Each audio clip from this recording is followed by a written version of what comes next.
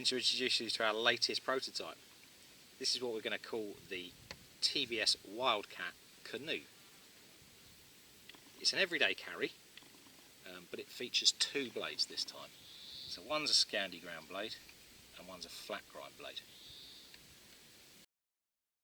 As you can see, this is what we would call an everyday carry knife, because both blades are a slip joint and they're less than 75 millimetres long, which makes it an everyday carry in practically 95% of countries in the world. A good gentleman's pocket knife.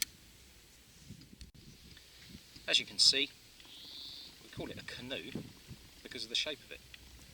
It's just like an open canoe. What we've done with this knife is we've made the blade slightly thinner than our regular EDC, so that we can fold two blades into it. Now I know it may look strange like that, but you'd never actually use it like that. This makes it a great pocket knife for using the scandi for wood processing, carving, whittling, all those sort of wood type tasks.